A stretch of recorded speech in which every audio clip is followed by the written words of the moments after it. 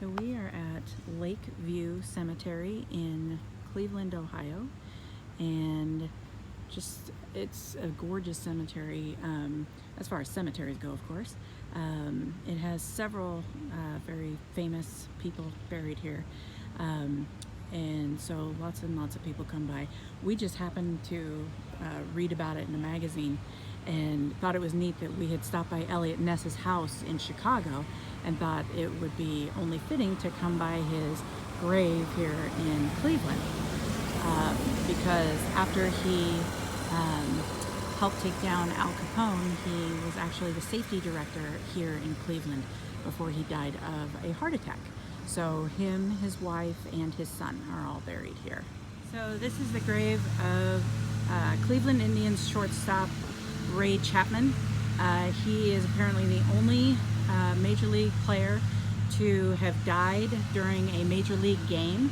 He was struck in the head with a baseball, and so unfortunately he died rather young, it looks, as well. So this is the grave of Garrett Morgan, who was the inventor of the tricolor traffic light and also of a gas mask. He was an inventor. He is kind of a famous headstone, I guess. It's basically for the Hasserat family, so it's called the Hasserat Angel. Famous mainly for the fact that it looks like she's crying black tears.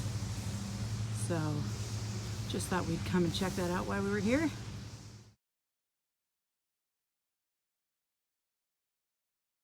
This is the grave of Alan Freed, who is one of the reasons that rock and roll was coined.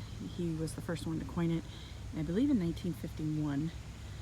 He was a DJ here in Cleveland, and fittingly, his grave looks like a jukebox, which is probably one of the coolest graves I have seen around. So this is the grave of John D. Rockefeller, who started the Standard Oil Company of Ohio and was the first billionaire of the United States. Most people know the Rockefeller name. And he is surrounded here by his family. All these graves around here are family. And then there is the actual family marker, which is very hard to miss because it is very, very large. I were just commenting on the fact that this is probably one of the nicest cemeteries we've ever been in. You know, we've been on the hunt for some of our own family gravestones, and we've had to bring you know, wire brushes to kind of brush it off, and you know, a lot of them have like lichen on them and things. And these seem to be really well taken care of. I mean, this grave is from 1828, and I don't know who the gentleman is, but it's really well taken care of. They all seem to be that way. This area in here happens to be what they deemed Millionaire's Row. It's where Rockefeller is, up on a hill, and many, many other very well-to-do people, because they have very, very large graves, large family markers. And this is the grave of Charles Francis Brush, who was the developer of the arc light, which was the forerunner to the light bulb. And he, his company, Brush Electric, was bought out by Thomson Houston Electric, which merged with the Edison Electric Company to become General Electric as we know it today. So that's his grave, along with other family here and here. And that's their family marker, which is quite grand here in Millionaire's Row, amongst all these other grand headstones and family markers.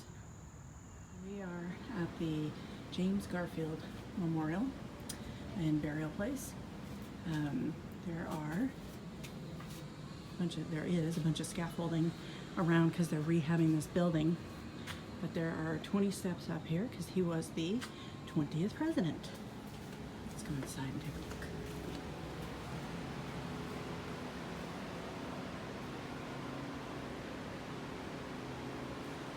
There he is.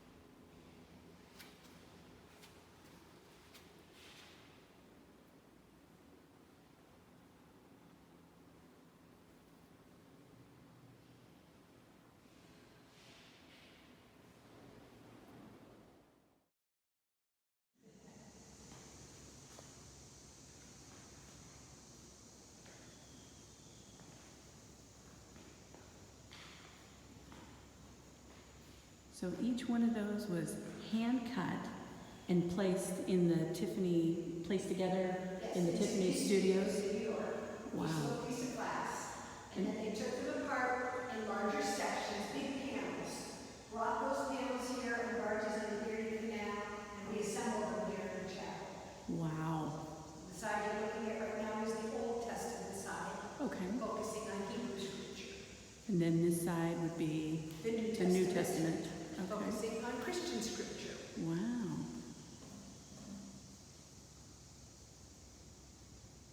And remind me who Wade was again? Wade was one of the founders of Western Union Telegraph Company. Right.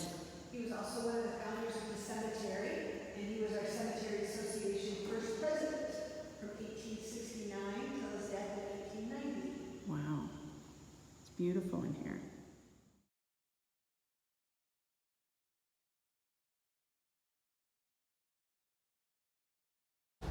Thanks for watching.